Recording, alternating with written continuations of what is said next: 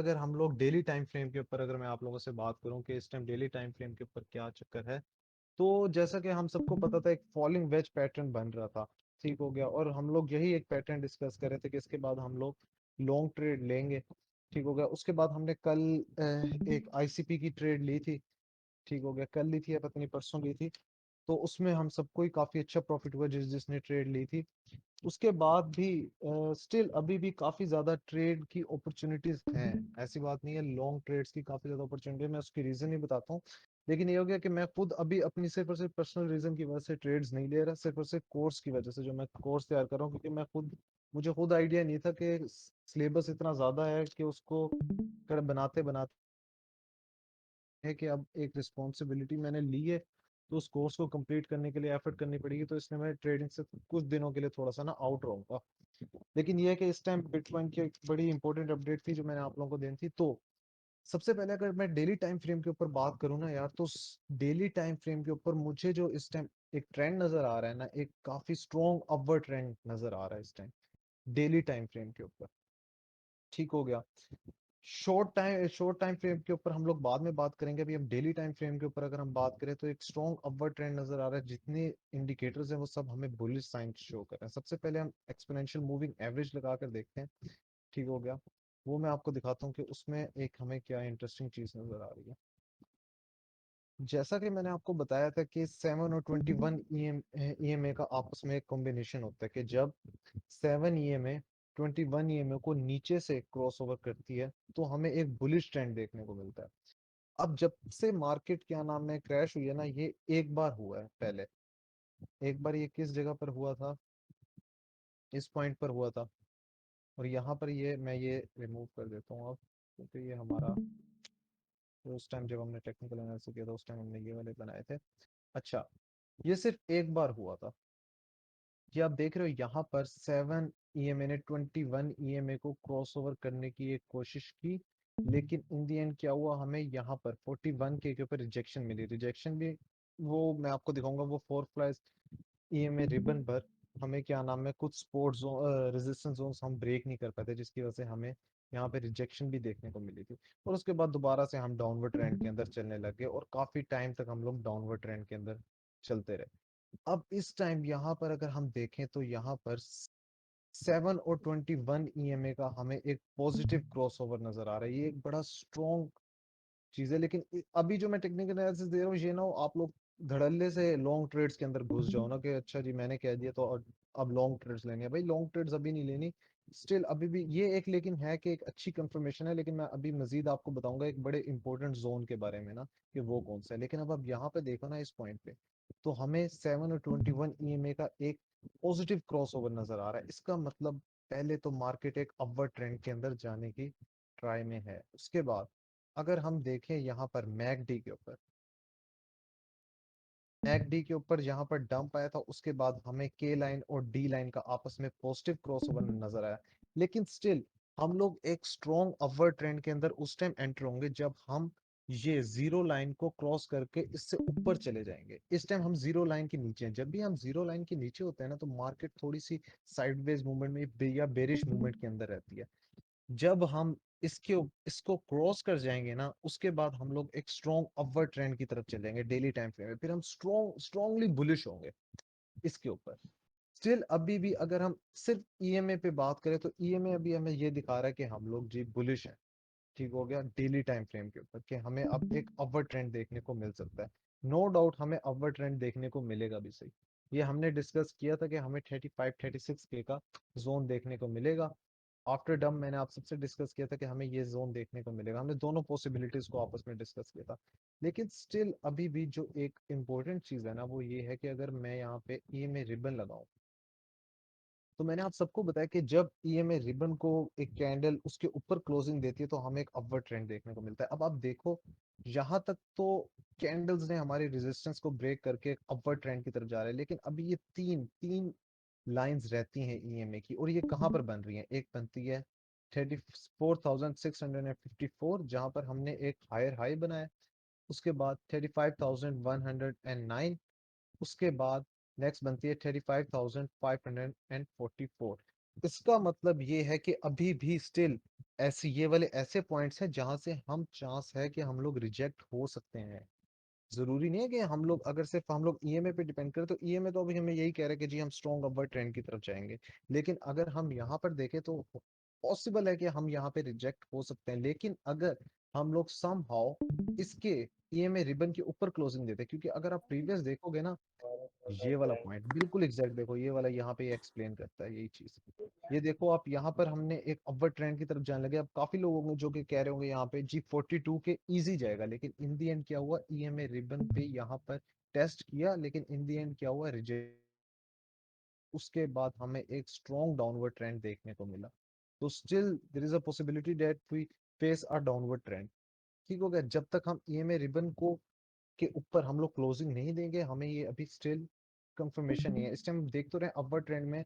EMA ribbon के हिसाब से देखा जाए उसका 7 और 21 का कॉम्बो, तो वो हमें एक बड़ा स्ट्रॉन्ग साइन देता है कि हम लोग इस टाइम बुलिश हो सकते हैं। उसके बाद यहाँ पर मैक टी के ऊपर के लाइन और डी लाइन का हमें क्रॉसओवर नजर आ गया। स्टिल मुझे कंफर्मेशन चाहिए कि ये प्राइस इसके ऊपर ऊपर चली जाए। अगर ऊपर इसके ऊपर प्राइस चली जाती है ना, तो मैं आपको ये कह सकता हूँ कि यहाँ पर एक चांस बन सकता है कि जी हम दोबारा से एक बुल रन के अंदर एंटर हो जाएंगे।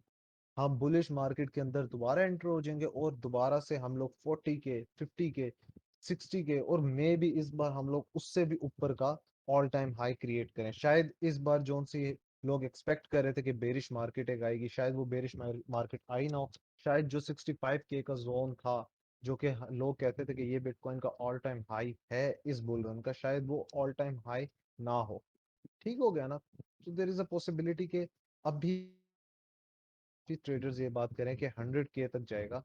पॉसिबल है कि इस बार जो बुल रन अगर स्टार्ट होता है तो शायद वो 65 के से भी ऊपर का हो। ठीक हो गया ना, तो अपने स्पॉट वॉलेट के अंदर जो आपकी होल्डिंग्स हैं उसको सेल में बिल्कुल लॉस में बिल्कुल भी सेल मत करना। मुझे पता है काफी लोगों के हाफ पोर्टफोलियो हाफ हुए होंगे। ठीक हो गया ना?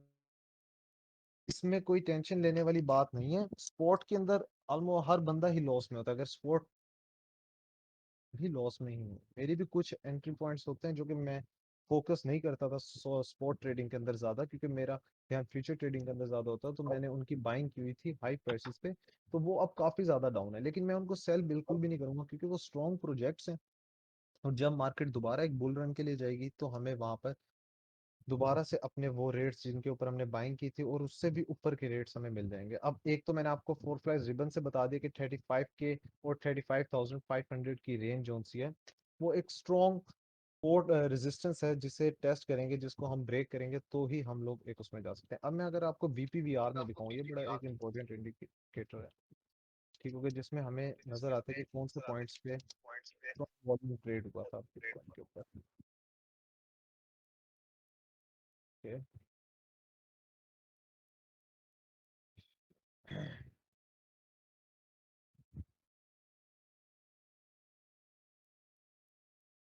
स्टिल यहाँ पर ये भी यही शो कर रहा और से, तो ये वाला एरिया एक स्ट्रॉन्ग रेजिस्टेंस का एरिया है जिसे ब्रेक करना बहुत जरूरी है। यहाँ पे 33 के को हमने ब्रेक किया, उसके बाद हमें एक स्ट्रॉन्ग अपवर्ड ट्रेंड मिला। अब यहाँ पर सबसे पहला क्या आ गया जो मैंने बात की थी, 34,708। उसके बाद नेक्स्ट यहाँ पर आएगा 36,387।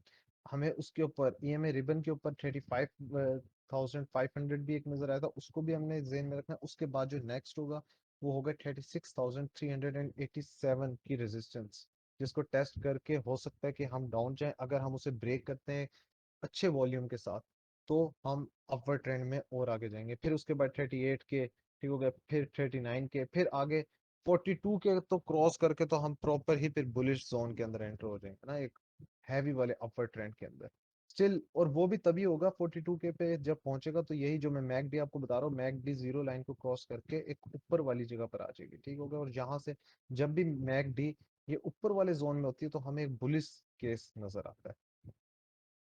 ठीक हो गया, उसके बाद एक और इंडिकेटर मैं आपको लगा के दिखाता हूँ, पिवट पॉइंट स्टैंडर्ड्स। ठीक हो गया, यहाँ पर जोन सा पी पॉइंट है, जब हम इससे ऊपर क्लोजिंग देते हैं, कैंडल जब इससे ऊपर क्लोज होती है तो आगे से फिर से हमें एक स्ट्रॉन्ग अपर ट्रेंड देखने को मिलता है। इस टाइम ये भी हमें क्या बता रहा है कि जो एक पॉइंट है, अभी हम पी पॉइंट से नीचे हैं।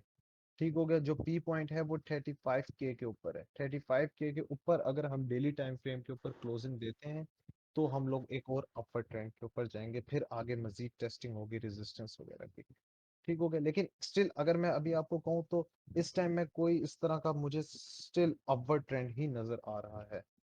ये अगर मैं अब आपको दिखाऊं जैसे कि रेजिस्टेंस पे आरएसआई पर रिलेटिव स्ट्रेंथ इंडेक्स के ऊपर हमें एक स्ट्रॉन्ग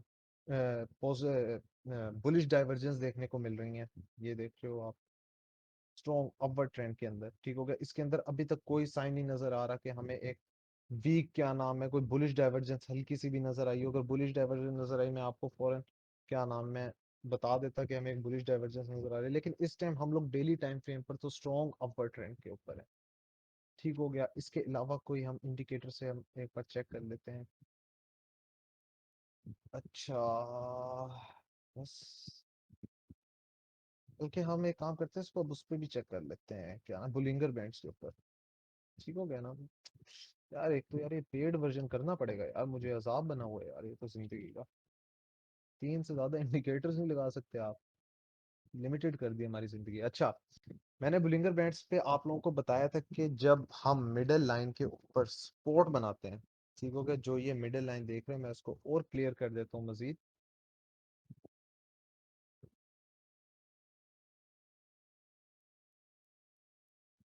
ठीक हो गया, जैसा कि आप देख रहे हैं जब हम मिडिल लाइन के ऊपर सपोर्ट बनाते हैं ना तो हमें एक अपवर्ड ट्रेंड देखने को मिलता है। अब आप यहाँ पर देखो, यहाँ पे अभी तक हमने यहाँ पे सिर्फ और सिर्फ रेजिस्टेंस बनाई है। ठीक हो गया, यहाँ पर हमारी ये कैंडल क्लोज हुई। ठीक हो गया, यहाँ पर एक सपोर्ट बनी इस पर, ये हमें एक अपवर्ड ट्रेंड देखने को मिला। ठीक हो गया, उसके बाद जैसे ही हमने मिडिल लाइन को क्रॉस किया और नीचे कैंडल की क्लोजिंग हुई और मिडिल लाइन ने एज अ रेजिस्टेंस वर्क करना शुरू किया, हमें एक डाउनवर्ड ट्रेंड देखने को मिला। इस टाइम बुलिंगर बैंड्स के ऊपर middle line as a support work कर रही है बाकी कैंडल्स के लिए। ठीक हो गया, तो ये पॉसिबिलिटी है कि हमें एक अपवर्ड ट्रेंड और बाकी भी हम जितने इंडिकेटर्स लगा के चेक करें हमें सब में ही एक अपवर्ड ट्रेंड देखने को मिल रहा है। अब एक इंडिकेटर है इचिमोको क्लाउड। ठीक होगा, इचिमोको क्लाउड जो सा है ना वो बेसिकली लॉन्ग टर्म का इंडिकेटर है। ठीक होगा, वो शॉर्ट टर्म ट्रेडिंग में ना इतना ज्यादा काम नहीं आता, उसको हम लॉन्ग टर्म में देख रहे हैं। अब इचिमोको क्लाउड हमें क्या बताता है, इस टाइम हम इचिमोको क्लाउड के अंदर एंटर हो गए। ठीक हो गया, वैसे बेसिकली होता ही है कि जब इचिमोको क्लाउड, ये जो सा आपको क्लाउड नजर आ रहा है ना, ये वाला जो सा क्लाउड है, ये वाला। ठीक हो गया, जब हम इसके अंदर होते हैं ना तो मार्केट साइडवेज मूवमेंट में होती है, लेकिन जब इचिमोको क्लाउड नीचे की तरफ होता है और जोन सी कैंडल, अरे म्यूट करना पड़ेगा, इतनी बार बताया हुआ है कि यार वो ना किया करो। अच्छा,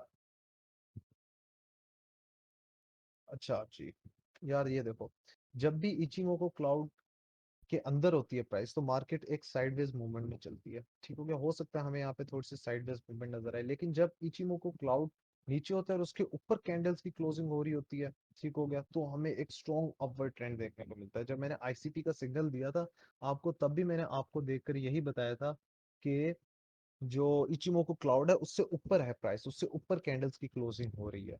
ठीक हो गया ना, इसी बेसिस पे हमने बाकी सब इंडिकेटर्स लगा के चेक किया था और स्टिल अभी भी आप देखो, अब इचिमोको क्लाउड की वो कहाँ पर होनी है, वो होनी है 42K के अंदर हम लोग जा गए ना, क्योंकि यहाँ पे देखें ना अगर हम ये इस वाले पॉइंट्स पे, तो 40K तक जाकर हम लोग इससे ऊपर चले जाएंगे इचिमोको क्लाउड से। इसलिए मैं कह रहा हूँ कि हो सकता है हम लोग अभी साइडवेज मूवमेंट के अंदर ट्रेड करें थोड़े टाइम के लिए।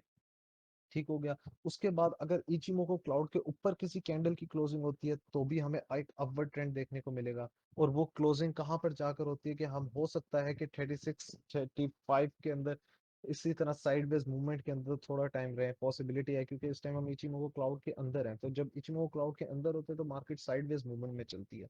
ठीक हो गया, लेकिन अगर किसी फंडामेंटली किसी न्यूज की वजह से इस टाइम इसके अंदर वॉल्यूम आता है तो हमें एक प्राइस में स्पाइक देखने को मिलेगा। अच्छा, अब आप लोग एक बात सोच रहे होगे कि इस टाइम मैं अगर थोड़ा सा नजर मारूं तो आप लोग देख रहे होगे कॉइन्स काफी ज्यादा ना लॉस वगैरह में चल रहे हैं इस टाइम ना, मतलब इतने ज्यादा वो जिस तरह बिटकॉइन की प्राइस में तो हमें एक स्ट्रॉन्ग अपर ट्रेंड नजर आ रहा है, लेकिन उस तरह कॉइन्स के अंदर नहीं आ रहा। उसकी रीजन ये है कि बिटकॉइन की डोमिनेंस काफी ज्यादा इंक्रीज हो गई। बिटकॉइन की डोमिनेंस मींस कि जब आल्ट कॉइन से पैसा निकल के बिटकॉइन के अंदर आता है तो ऑब्वियस सी बात है बिट इसकी डोमिनेंस जो सी है, क्या नाम है इसकी, सॉरी, जो आल्ट कॉइन्स है ना वो ब्लीड करते हैं थोड़े टाइम के लिए। और एज आई कैन सी कि यहाँ पर इचिमो इसके स्टोकेस्टिक आरएसआई के ऊपर मुझे एक के लाइन और डी लाइन का पॉजिटिव क्रॉसओवर नजर आ रहा है बिटकॉइन डोमिनेंस के चार्ट के ऊपर। और बिटकॉइन डोमिनेंस के चार्ट ने इस टाइम फॉलिंग वेज पैटर्न को भी ब्रेकआउट किया, इसका ट्रेंड को ब्रेक किया, जो कि एक फॉलिंग वेज पैटर्न के अंदर ही वर्क कर रहा था, और इसने एक अपर ट्रेंड शो किया, ठीक हो गया। उसके बाद 46.75 पर इस टाइम ये ट्रेड हो रही है बिटकॉइन डोमिनेंस। तो अभी फिलहाल मैं ये कहूंगा बिटकॉइन बेशक अपर ट्रेंड के अंदर है, लेकिन ये हो रहा है कि बिटकॉइन के अंदर जो पैसा आ रहा है वो आल्ट कॉइन से निकल के बिटकॉइन के अंदर आ रहा है, ठीक हो गया। बिटकॉइन की डोमिनेंस इंक्रीज हो रही है, इससे नतीजा क्या होगा कि बिटकॉइन की प्राइस तो क्या नाम है ऊपर जा रही होगी, लेकिन आल्ट कॉइन स्टेबल खड़े होंगे, ठीक हो गया, या फिर हल्के फुल्के थोड़े बहुत लॉस में भी हो सकते हैं। हाँ, अचानक सडन मूवमेंट में बिटकॉइन की डोमिनेंस गिरेगी भी सही, ऐसे ऐसे पॉइंट्स था पहले भी बुल रन के अंदर भी हमने देखे होंगे कि बिटकॉइन काफी 56 से 65 पे चला गया, लेकिन देख रहे हैं हम जी हमारे आल्ट कॉइन्स वहीं के वहीं खड़े हैं या फिर लॉस में जा रहे हैं, क्योंकि बिटकॉइन की डोमिनेंस इंक्रीज हो रही थी। बिटकॉइन की डोमिनेंस जब इंक्रीज होती है तब ऑल्ट कॉइन्स के ऊपर इफेक्ट पड़ता है, जब बिटकॉइन की डोमिनेंस गिरती है तब ऑल्ट कॉइन्स पंप होते हैं, ठीक हो गया ना। अब दोबारा हम इसके बिटकॉइन के चार्ट के ऊपर आ जाते हैं। ये मैंने आप लोगों को बता दिया कि इस टाइम क्या कंडीशन है, जो ऑल्ट कॉइन्स की क्या रीजन थी। अब हम एक वीकली टाइम फ्रेम के ऊपर बात कर लेते हैं। वीकली टाइम फ्रेम के ऊपर अगर मैं आपको दिखाऊं तो इस टाइम हम लोग फोर फ्लैश रिबन को अगर टेस्ट करें तो हम लोग, आपको खुद याद होगा, हम लोग वीकली टाइम फ्रेम के ऊपर बेरिश हो गए थे लास्ट वीक, तो ठीक हो गया। तो उसके बाद हमने बेरिश हो गए थे, तो हम देख रहे थे कि ये वाली जो सी ये इस वीक का हम लोग स्पेशल इंतजार कर रहे थे कि अब ये वीक देखते हैं कि हमारी क्लोजिंग कहाँ पर होती है। अगर तो वीकली टाइम फ्रेम के ऊपर भी आज क्लोजिंग एक अच्छी हो जाती है और हम लोग दोबारा से एक बुलिश जोन के अंदर, वीकली के अंदर हम लोग दोबारा से बुलिश हो जाते हैं, तो एक स्ट्रॉन्ग बुलिश साइन है, ये भी एक वीकली टाइम फ्रेम के ऊपर भी बुलिश साइन है। अब आज की क्लोजिंग को रह गए 3 घंटे और 17 मिनट, तो अब हम वेट करें कि इसकी क्लोजिंग कहाँ पर होती है। अगर तो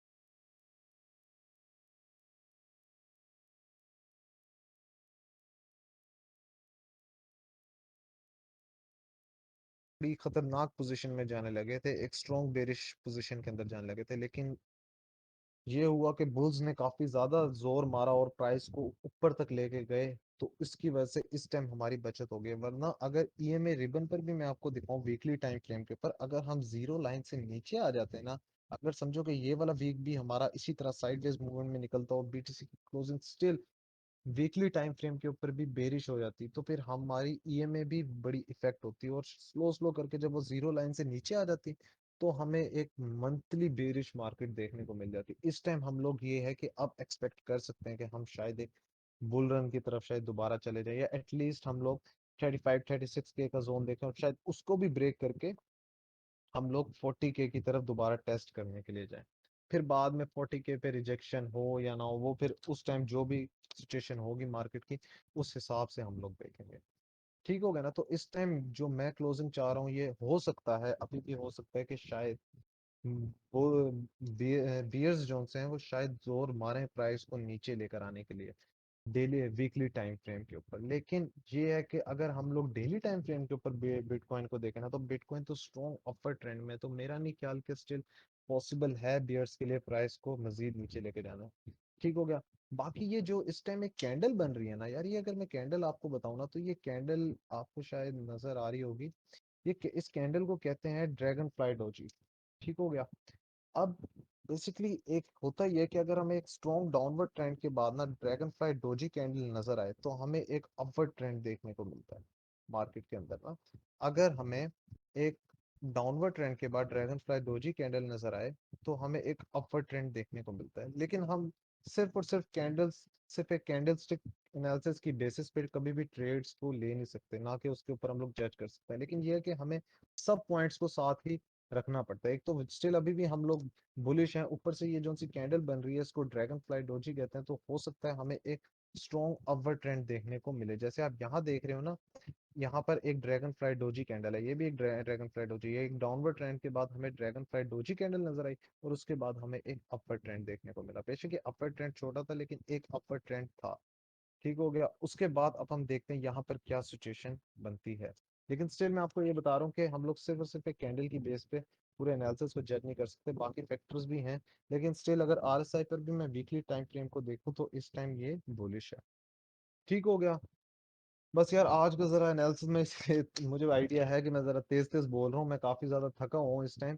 लेकिन ये था कि काफी ज्यादा इंपॉर्टेंट था, तो मैंने कहा मैं आप सबको ना पहले से ही आकर बता दूं कि इस टाइम मार्केट की क्या सिचुएशन है, क्योंकि काफी अक्सर लोग पैनिक कर जाते हैं कि शायद बिटकॉइन इतना पंप हो गया तो शायद अब डिप में आए या फिर डंप आए या इस तरह की सिचुएशन है। तो मैं आपको अभी बताऊं कि डेली टाइम फ्रेम पे तो मेरे ख्याल से बिटकॉइन इस टाइम स्ट्रॉन्ग अपवर्ड ट्रेंड के ऊपर है, और हम इसे मजीद बुलिश देख सकते हैं।